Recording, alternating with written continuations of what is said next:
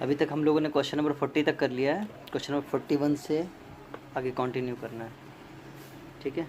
Question number 41 में लिखा हुआ है 3875 रुपये को ए बी और सी में इस प्रकार से बांटा गया कि ए को 6 रुपये। पहली बात तो यह है कि 3875 रुपये टोटल कितना है, 3875 रुपये किस में बांटा गया है, ए प्लस बी और प्लस सी।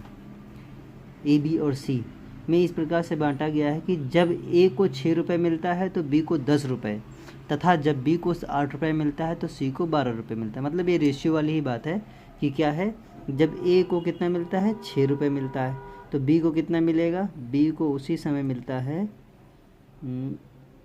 10 रुपये मिलता है, ठीक है। अब ऐसे ही जब बी को मिलता है कितना, बी को 8 रुपये मिलता है तो सी को मिलता है 12 रुपये। तो देखो ये रेशियो की बात हो रही है कि जब ए को 6 रुपये मिलता है तो बी को 10 रुपये मिलता है, और जब बी को 8 रुपये मिलता है तो सी को कितना मिलता है, 12 रुपये मिलता है। तो यहाँ से कैलकुलेट कर लेते हैं, जैसे 2 3 6 और 2 5 10 और 4 दूनी 8 और 4 3 12। तो ये कितना हो जाएगा, A by B is equal to 3/5, और यहाँ कितना मिल जाएगा, B by C is equal to 2/3। ऐसे भी लिख सकते हैं कि ए रेशियो बी हमारा कितना निकला, ए रेशियो बी 3/5 है, एंड बी रेशियो सी की अगर बात करते हैं तो ये 2/3 निकल आया, ठीक। अब आपसे पूछा क्या है क्वेश्चन में, ये भी देख लेते हैं। पूछा हुआ है ए तथा सी को प्राप्त हुई राशि का अंतर क्या है, ठीक है। ए तथा सी को प्राप्त हुई राशि का अंतर क्या है, तो पहले ए बी मालूम है और बी सी मालूम है। अगर तीनों का रेशियो निकालना चाहें, A ratio B ratio C, तो कैसे निकालेंगे, जैसे 3/5 है और यहाँ पर क्या लिखते थे, 2/3 लिख देते थे और मल्टीप्लाई, 3 2 जा 2 3 जा 6 और 2 5 जा 10 और 3 5 जा 15। ये क्या हो गया, तीनों का रेशियो निकल आया। अब तीनों का रेशियो निकल आया, अब इसके बाद हमें पूछना, जो पूछा है वो निकाल दो सीधे। क्या पूछा है, ए और सी को प्राप्त राशि का अंतर, है ना, ए और सी का डिफरेंस निकालना है।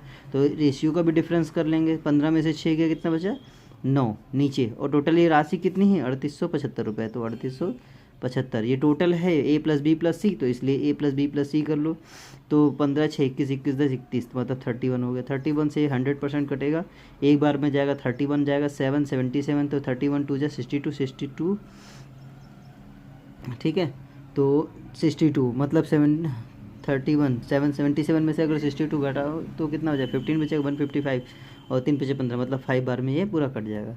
अब 9 का 165 से माइनस कर दीजिए, तो यही क्या है, ए माइनस सी, डिफरेंस लिखा हुआ है, मतलब बड़े से छोटे को घटाना है।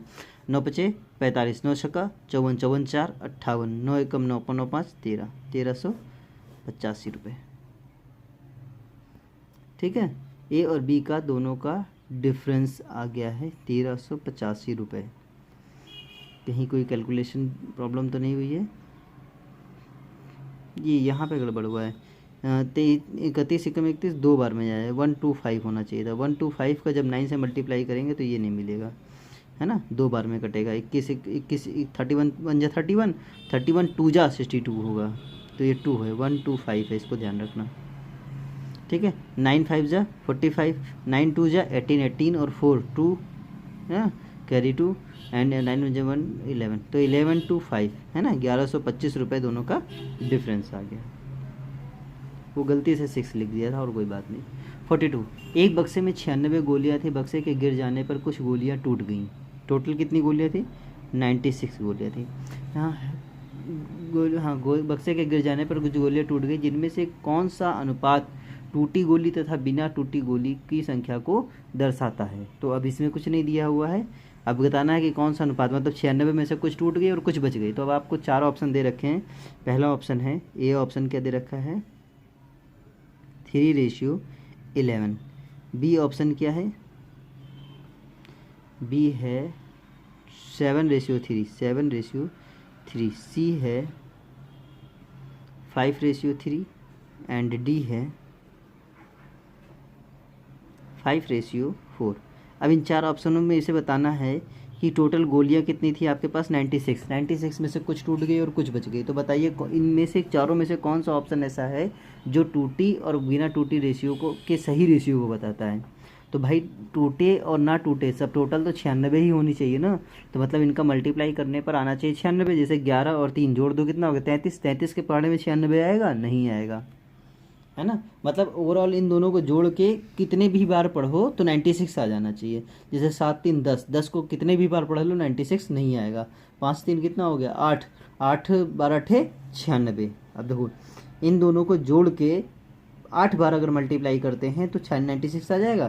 तो बस यही ऑप्शन हो गया, है ना, कि 5 3 8, 8 12 ठे 96। तो इस इधर होगा क्या, इस सवाल में क्या समझना था, टोटल 96 गोलियाँ थी, अब टूट गई या कुछ भी हो जाए तो रेशियो मतलब टोटल गोलियां वही रहेंगी, इसीलिए टोटल गोलियां 96 ही आनी चाहिए। तो इन दोनों को जोड़ के किसी भी नंबर से मल्टीप्लाई करो, 2 बार 3 बार 4 बार 10 बार 12 बार कितने बार भी करो, लेकिन आंसर 96 आना। जैसे 11 3 14, 14 के पहाड़े में 96 आएगा, नहीं आएगा। 7 3 10, 10 के बारे में 96 आएगा, नहीं आएगा। 5 4 9, 9 के बारे में 96 आएगा, नहीं आएगा। तो सिर्फ एक ही ऑप्शन है 5 3 8, 8 का 12 बार मल्टीप्लाई करेंगे तो 96 आ जाएगा, इसलिए यही इसका ऑप्शन होगा। 43 में लिखा हुआ है 87 को 2 भागों में इस प्रकार से बांटा गया। पहली बात तो 87 को बांटा गया तो 87 is equal to A plus B. 87 को 2 भागों में इस प्रकार से बांटा गया कि पहले भाग के 7वें भाग, पहली बात तो पहले भाग के 7वें मतलब बटे 7 हो जाएगा। पहले भाग के 7वें भाग तथा दूसरे भाग के 5वें भाग का अनुपात, है ना, अनुपात मतलब दूसरे भाग मतलब b/5वें भाग का अनुपात कितना है, 2:3 है। तो पहले भाग के 7वें भाग, दूसरे भाग के 5वें भाग का अनुपात 2:3 ये दे रखा है।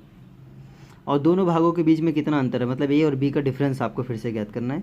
तो हम लोग क्या करेंगे, जैसे a/7 बटे में हम लोग क्या लिखेंगे b/5 इज इक्वल टू 2:3। इसको पलट के उल्टा लिख लो तो a/7 इंटू 5/b हो गया इज इक्वल टू 2/3 हो गया। तो अब कुछ कटेगा, हमें क्या करना है, a/b निकालना है। a/b निकालने के लिए देखो इस 7 क्या है नीचे है तो ऊपर मल्टीप्लाई में चला जाएगा, 7 2 जा 14 और 5 नीचे 15 में आ जाएगा, तो ये 15 आ गया। ये दोनों का रेशियो आ गया। अब आपको निकालना क्या था, ए और बी दोनों का डिफरेंस निकालना था, है ना, दोनों का डिफरेंस निकालना है आपको। तो देखिए दोनों का डिफरेंस कैसे निकालेंगे, तो 15 और 14 दोनों का डिफरेंस कितना आ जाएगा, 1 आ जाएगा। और ये टोटल संख्या कितनी थी, 87 थी।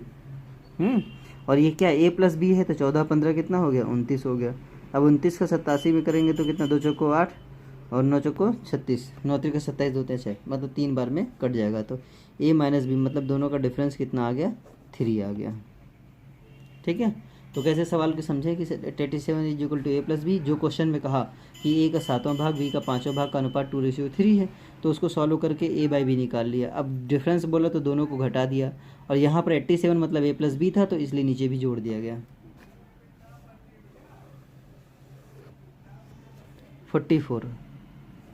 44 में लिखा हुआ है 15 कुर्सी तथा 21 मेज़ों का मूल्य 18 कुर्सी तथा 12 मेज़ों के मूल्य के बराबर है। एक मेज़ तथा एक कुर्सी के मूल्य में क्या अनुपात है, रेशियो निकालना है। ठीक है, 15 कुर्सी को चेयर लिख लेते हैं तो 15 चेयर हैं और 21 टेबल हैं। 21 क्या है, मेज़ है यानी कि टेबल है। ठीक है, का मूल्य 18 कुर्सी, 18 चेयर प्लस 12 मेज मतलब 12 टेबल के मूल्य के बराबर है। ये दोनों बराबर है तो एक मेज और एक कुर्सी के मूल्यों का अनुपात क्या है। ठीक है, सी रेशियो एक मेज पर मतलब पहले मेज बोला है फिर कुर्सी बोला, ये चीज़ ध्यान रखना कि पता चला ऊपर सी रख दोगे नीचे टी रख दोगे तो गलत हो जाएगा। चलो अब सी वाले एक साथ रख लेते हैं, जैसे 18 सी है इधर 15 सी है तो 15 सी दूसरी तरफ चला जाएगा माइनस में, डायरेक्टली माइनस करना सीखो। 18 सी में से 15 सी घट जाएगा तो कितना आ जाएगा 3 सी। इधर 21 टी है, 21 टेबल है, 21 में से 12 टेबल घटा दो क्योंकि इधर प्लस है तो इधर माइनस आ जाएगा, तो 12 9 21 तो 9 टेबल आ गई। अब आपको पूछा क्या, टी अपॉन सी मतलब टेबल अपॉन चेयर, तो इधर क्या है टेबल और इधर अपॉन में क्या आ जाएगा, चेयर आ जाएगा। ये अपॉन में आ जाएगा, ऊपर कितना है 3 नीचे कितना है 9, 3 1 जा 3 3 3 जा 9, तो T upon C is equal to 1/3 मतलब टेबल और चेयर का रेशियो कितना निकला 1:3। ठीक है, ये इसका रूल हो गया। ओहो ये तो आ ही नहीं वीडियो। चलो अभी सही से देख लो, उसके बाद अपने मन से इसको कर लेना, मैंने ध्यान नहीं दिया।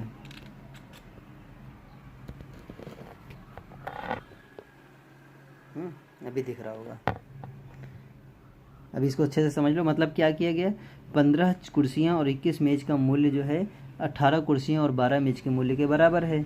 ठीक है। इसके बाद हमने इसको सॉल्व कर लिया, मतलब 18 चेयर इधर प्लस में है और इधर क्या है माइनस, प्लस में इधर भी है लेकिन दूसरी तरफ जाएगा तो माइनस। 18 चेयर में से 15 चेयर घटा दी तो 3 चेयर हो गई। 21 टेबल में से 12 टेबल घटा दी तो 9 टेबल हो गई। आपको चाहिए कि टेबल और चेयर का रेशियो चाहिए, तो टेबल बटे चेयर करने के लिए ये टेबल था ही, चेयर बटे में ले आए तो ये 9 इधर बटे में चला जाएगा, 1:3 आंसर हो जाएगा।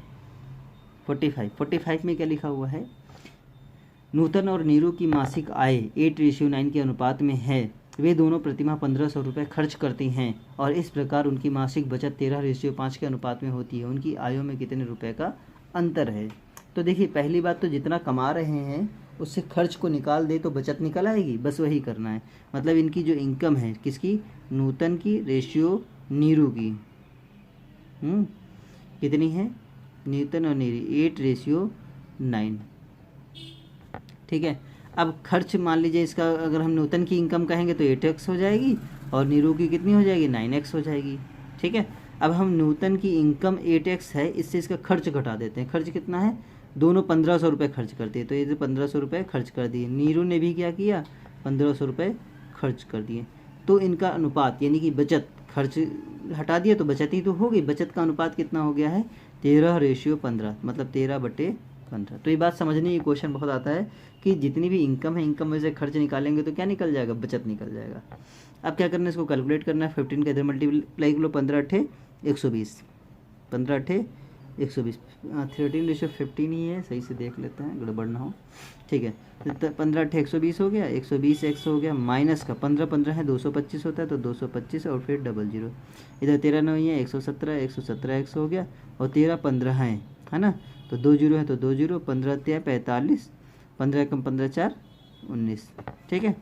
अब उसके बाद हम क्या करेंगे, 120x इधर है, 117x इधर ले आएंगे तो 3x हो जाएगा, ठीक है। और 22,500 इधर है, 19,500, ये माइनस में है तो इधर प्लस में है, तो 22,500 में से 19,500 घटा दो तो 19 3 22 होता है, तो ये टोटल 3,000 रुपये हो जाएगा। तो 3 से 3,000 काट दो कितना हो जाएगा, 1,000 हो जाएगा। तो x = कितना हो जाएगा, 1,000 रुपये, ठीक।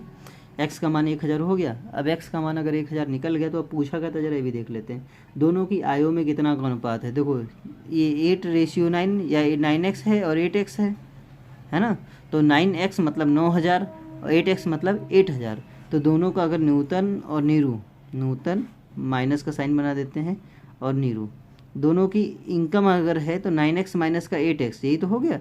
तो मतलब x आ गया और x की वैल्यू कितनी है, 1000। तो मतलब दोनों की आय में कितना अंतर है, 1,000 रुपये का अंतर है। 46 में कहा गया है 5,575 रुपये को 3 व्यक्तियों में इस प्रकार से बांटा गया कि, देखो पहली बात तो कितने, 5,575 रुपये, 5,575 रुपये को 3 व्यक्तियों में इस प्रकार से बांटा गया कि उनके हिस्से में से 15 रुपये, देखो उनके हिस्से में से 15 रुपये, 35 रुपये और 25 रुपये घटा दिया जाए। मतलब ए से कितना घटा दिया जाए, 15, बी से घटा दिया जाए 35 और सी से घटा दिया जाए 25, तो शेष राशि प्राप्त होती है वह 794 के अनुपात में बांटी जाती है। दोनों व्यक्तियों के कुल कितने रुपए प्राप्त हुए, ठीक है। टोटल 5,575 रुपये है। अब इन्होंने क्या कहा कि ए से कितना घटा दो, 15 रुपये घटा दो रेशियो, बी से 35 घटा दो रेशियो, सी से 25 घटा दो रेशियो। तो ये किस रेशियो में हो जाती है, 7 9 और 4 की रेशियो में हो जाती है, ठीक है। ए से 15 घटा दो, बी से 35 घटा दो, सी से 25 घटा दो, तो ये 7 9 4 के रेशियो में बढ़ जाती है, ठीक है। अब दूसरे व्यक्ति को मतलब बी को कितनी राशि मिली ये आपको पता करना है। अगर हम,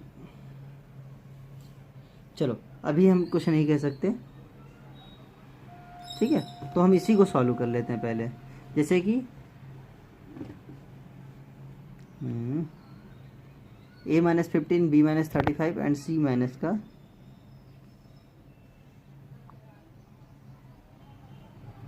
25, ठीक है। अगर हम इधर देखो a - 15 = 7x लिख लेते हैं, b - 35 = 9x लिख लेते हैं, c - 35 = 4x लिख लेते हैं, तो थोड़ा कैलकुलेशन को समझ में आएगा। तो जैसे a - 15 = कितना हो गया, 7x हो गया, एंड b माइनस का 35 = कितना हो जाएगा, 9x हो जाएगा, एंड c माइनस का 25 = कितना हो जाएगा, 4x हो गया, ठीक है। अब हम यहाँ से देखो a + b + c था तो इसको दूसरी तरफ भेज दो, तो a = कितना हो जाएगा, 7x + का 15, यही तो होगा। And B is equal to हो जाएगा 9x प्लस का 35 and C is equal to हो जाएगा 4x प्लस का 25। A plus B plus C की वैल्यू यहाँ रख देते हैं तो कितना मिल जाएगा 5575 ये है इज इक्वल टू। अब देखो इनको क्या करना है, जोड़ना ही तो है, ए प्लस बी प्लस सी तीनों को जोड़ेंगे तो 7x plus 9x 9 7 16x 16 4 20x तो टोटल कितना हो जाएगा 20x हो जाएगा और प्लस 15 35 50 50 25 कितना हो गया 75। ठीक है, अब 75 इधर प्लस में है तो दूसरी तरफ कहाँ जाएगा माइनस में आ जाएगा तो 5575 में से जब 75 घटाओगे तो कितना मिल जाएगा 5500 रुपये। ठीक है, क्या मिल गया 5500। 5500 इज इक्वल टू कितना 20x हो गया तो 20 से 0 काट दो और 2 से इसको काट दो तो 2 दूनी 4 2 सत्ते 14 और 2 पंचे 10 तो x की वैल्यू कितनी होगी 275 रुपये। ठीक है, x की वैल्यू 275 और आपको b दूसरा कितना निकाल रहा, b का कितना रहता 9x प्लस का 35 तो कितना हो जाए 9 इंटू 275 और प्लस का 35 तो कितना आ जाएगा 9 पचे 9 का पहाड़ा 45 9 बचे 45 9 सते 63 63 4 67 और 9 दूनी 18 18 6 24 और प्लस कितना 35 जोड़ना है। ठीक है, तो कितना हो जाएगा 5 5 10 7 3 10 11 12 7 3 10 11। ठीक है, और इधर आ जाएगा 24 और 1 25 2510 रुपये बी को मिलता है। ठीक है, 46 में 2510 रुपये बस यही है। मतलब इसमें कैलकुलेशन में क्या था थोड़ा इसमें सोचना चाहिए था हमें कि ये कैसे यहाँ पर यहाँ वाला थोड़ा सा अच्छे से समझना, बाकी कोई ख़ास प्रॉब्लम नहीं है। 46 हो गया। 47 में कहा गया है एक थैला 50 रुपये 20 रुपये और 10 रुपये के करेंसी नोटों की संख्या का अनुपात है ना 4:3:5 के अनुपात में है। यदि उनमें कुल 620 रुपये रखे हों तो 20 रुपये के नोटों की कुल संख्या ज्ञात कीजिए। तो पहले कुल कितने नोट हैं 620, ये ऐसे लिख दो। ठीक है, अब हम लोग निकालना क्या है 20 रुपये के नोटों की संख्या। तो 20 वाला अनुपात कितना है 50 रुपये 20 रुपये 10 रुपये और अनुपात है 4:3:5 तो 20 का अनुपात है 3 लिख दो। अब इनका मल्टीप्लाई कर लो, जैसे 50 है और रेशियो 4 है तो 50 × 4 हो जाएगा प्लस फिर कितने 20 रुपये की नोट है और इसका रेशियो कितना है 3 है और फिर 10 रुपये की नोट है और इसका रेशियो कितना है 5 है। ठीक है, बस इतना सा करना है तो बस रेशियो निकल आएगा इसमें। तो जैसे 3/50 को कितना 200 हो जाएगा 200 प्लस 60 260 और 260 प्लस है ना 20 63 और 10 × 50 है ना 60 प्लस 310 310 × 620 तो ये कितने बार में पूरा 2 बार में 3 दूनी 6 यानी 20 रुपये की नोटों की संख्या कितनी है 6 है। सॉल्व हो गया। मतलब ये ट्रिक आपको मालूम है तो बहुत आसान है और कोई दिक्कत नहीं है। 48 में कहा एक बैग में 1 रुपये 50 पैसे 25 पैसे और 10 पैसे के सिक्कों का अनुपात 10:6:3:2 के अनुपात में है। यदि सभी सिक्कों को गिनने से कुल 27 रुपये 90 पैसे प्राप्त होते हों तो 50 पैसे और 10 पैसे के सिक्कों की संख्या का अंतर क्या है। तो देखिए पहले इसमें तो ये समझिए अभी तक हमने ऊपर वाले में 50 रुपये 20 रुपये और 10 रुपये थे तो कोई दिक्कत नहीं थी, नॉर्मली मल्टीप्लाई कर लिया। लेकिन यहाँ पर जब 50 पैसे 25 पैसे 10 पैसे आ रहा है तो आपको याद रखना चाहिए कि अगर 2 अठन्नी मिलाओगे या 2 50 पैसे के सिक्के इकट्ठा करोगे तो 1 रुपया होगा, है ना। हम रुपए में बात करेंगे तो इसलिए 50 पैसों को 0.50 समझ लो, 25 पैसों को 0.25 रुपए में कन्वर्ट कर लेते हैं 100 से भाग करके। 25 पैसों को 0.25 रुपये समझ लो और 10 पैसों को 0.10 रुपये समझ लो। तो इसको हम कैसे मल्टीप्लाई निकालना क्या है पहले उसको देखते हैं। टोटल कितना पैसा है 27 रुपये 90 पैसे, ये अलग लिख लो। ठीक, अब निकालना जो है वो ऊपर लिख लो। 50 पैसे और 10 पैसे की सिक्कों की संख्या का अंतर, तो 50 पैसे का डिफरेंस 50 पैसे का रेशियो 6 है और 10 पैसे का रेशियो 2 है। तो दोनों का अंतर पूछा है तो 6 माइनस का कितना हो जाएगा 2, मतलब दोनों के रेशियो को माइनस कर दो। अब 1 रुपये के 10 सिक्के हैं तो 1 × 10 डायरेक्टली मल्टीप्लाई कर दिया। लेकिन अब 50 पैसे के 6 सिक्के हैं तो 50 को 0.50 समझिए। 50 पैसे के कितने 6 सिक्के हैं और 25 पैसे के 3 सिक्के हैं और 10 पैसे के 0.10, 10 पैसे के 2 सिक्के हैं। ठीक है, तो पॉइंट इसलिए पहले लगा दिया कि रुपए में सब कुछ है तो कैलकुलेशन में सरदर्द ना हो। 6 में से 2 गया कितना हो गया 4 × 20 7.90, नीचे कितना आ जाएगा 10 और 5 × 30 है ना, 5 × 30 है ना, और पॉइंट लगा देंगे एक जीरो ऑलरेडी है, तो यहाँ से 3.00 हो जाएगा। यहाँ से 25 टाइम 75 मतलब 0.75 मिल जाएगा, और यहाँ से 10 दूना 20 मतलब 0.20 हो गया। अब इसको कैलकुलेट करेंगे तो अभी 4 को 4 ही रहने दीजिए, क्योंकि मल्टीप्लाई करने में थोड़ा आसान रहेगा। 27.90 हो जाएगा, और नीचे 10 3 13, और ये 75 20 95, तो 13.95। ठीक है, तो पॉइंट के बाद पॉइंट हट जाएगा। तो देखो 13 दूना 26, ठीक है, ये पूरा 2 बार में कट जाएगा। 4 दूनी 8, सॉल्व हो गया। पूछा क्या था तब 50 पैसे और 10 पैसे के सिक्कों के अंतर क्या है, कितना आ रहा है, 8 आ रहा है। अब देखो इसमें क्या है, सिर्फ कैलकुलेशन में थोड़ा सा समझना है कि कैसे किया गया, और तरीका समझ लो ज़रूर कि पॉइंट क्यों लगा और इसमें पॉइंट क्यों नहीं लगा, दोनों समझ लो, बहुत आसान हो जाएगा। 49 में कहा गया है किसी स्कूल के लड़के तथा लड़कियों की कुल संख्या 1200 रुपये है, सॉरी 1200 है।